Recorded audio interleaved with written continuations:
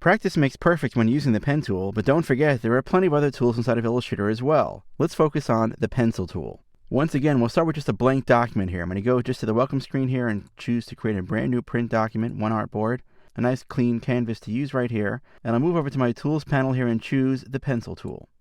Now the reason why I like to talk about the pen tool and the pencil tool in context is because they are actually exact polar opposites of each other.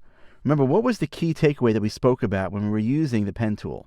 The pen tool plots anchor points, and then the paths are drawn automatically in between them based on where you position those anchor points and based on the types of anchor points that you create, be they corner anchor points or smooth or combination points.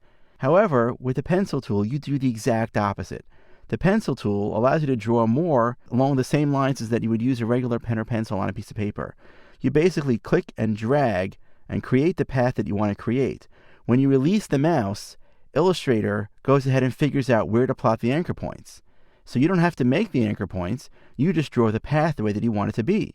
Sounds wonderful, doesn't it? I mean, why go through the whole kind of backwards thinking process of plotting where the anchor points go and then worrying about what types of anchor points to create when, hey, Illustrator's a computer, let it figure all that out. Let me just draw the path that I want. Well, the difference is that really, while that is true, you don't have the same level of control with a pencil tool that you might have with a pen tool.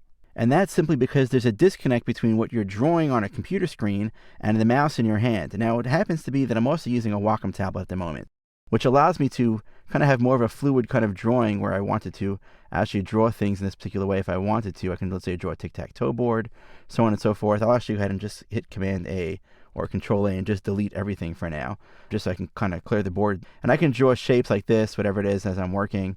So no reason why I couldn't go ahead and create any kind of wonderful things. The problem, though, is that when I'm working with the pencil tool, notice I have that little X, again, the same for the pen tool. That means I'm now ready to start drawing a new path. But remember how that little O identified me drawing a closed path? Well, it's very hard to draw a closed path with pencil tools because it's hard to get back to that exact same spot. And if you do so, you lose a little bit of that fluid motion that you would normally want to have in an illustration. So for example, if I wanted to draw some kind of closed shape, I would kind of start by kind of drawing a shape like this and then coming back here and having to really kind of get close and then kind of see where that particular circle was. And it would be hard for me to try to find that. So it would also be hard to draw maybe perfect triangles or rectangles or other kind of shapes because I'm just going by however my hand is. If you're not using a straight edge and you just have a regular pencil on a piece of paper, I mean, how straight of a line are you going to draw? So there is a difference, or I would say there are benefits and pros and cons to using the pen tool versus the pencil tool. But the pencil tool does have some really nice things inside of it. Let me show you what I mean. So I'm going to just select all this and delete this. I'm going to go over to the pencil tool right here for a second and select it. I'm going to draw, let's say, a shape like this. Well, watch this. I'm going to just simply start drawing on top of it and go this way. And you see how it modified that path? I'm using a Wacom tablet right now, but I'm basically moving my pencil basically over the shape. See how the X disappears when I get close? And now when I click and let's say I drag this way, see how it kind of curves and modifies that path? Well, think about how real artists use pencils on paper. They start sketching very lightly because they want to get just a basic idea of a shape. And then they start darkening the lines when they get the shape that they like. Well, in a digital way, this is kind of somewhat close, where I draw a shape, maybe I'm not that happy with it, I want to kind of modify it somewhat. So I could just simply draw again over here and basically kind of make sure that I'm either smoothing it out or that I'm drawing it in a shape that I really want that particular shape to be. This is really a nice feature that exists with the pencil tool. So you can start drawing a shape and then continue to draw it until you're happy with what you get. I will tell you that there are certain times, let's say I want to create a new path, kind of like a branch of a tree that kind of branches out this way. Well, when I click and I drag, it modifies that path. I didn't want to do that.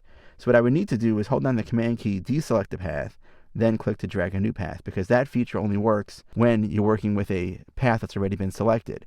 Well, if you double click on the pencil tool itself, you'll see that there are some pencil tool options. Fidelity basically allows you to control how smooth or how well the anchor points are defined when you're drawing that path. The smoothness also allows you to, let's say you have a very jittery kind of hand or you're using a mouse, then as you kind of draw the path, Illustrator has like this stabilization kind of feature where it kind of smooths out the path so it doesn't look as jittery. But I also have an option here called Keep Selected and Edit Selected Paths. Now I'll tell you that I like that feature called Edit Selected Paths because it allows me to simply redraw or modify a path as I'm drawing it. But like I said before, it does get in the way at times. So what I do is I uncheck the Keep Selected feature. That way, when I draw a new path, it's no longer selected. So I can go ahead and draw new shapes out that way.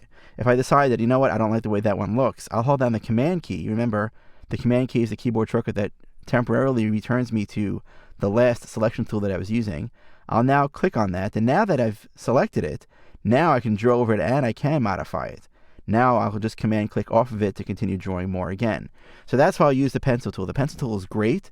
It's a wonderful feature, but I wouldn't rely on it as being the tool to use. The pen tool is still going to be far more important, especially when we're talking about editing existing files. So if you do have a Wacom pen though, by the way, some kind of pressure sensitive tablet, then the pencil tool does take on a new meaning. It does become more readily available as a tool for sketching and drawing. But at the same time, remember, if you have a mouse, it could be a little bit difficult to kind of get that translation or that feel of actually drawing on a computer screen. We will explore later on in our title a feature inside of Illustrator called brushes, or the paintbrush tool, which can allow us to extend this way of drawing to a whole new level. But for now, you have a basic understanding of what the pen tool does inside of Illustrator and what the pencil tool does inside of Illustrator. And again, the main differences between them here is that the pen tool allows you to plot anchor points, and then Illustrator figures out where the paths go.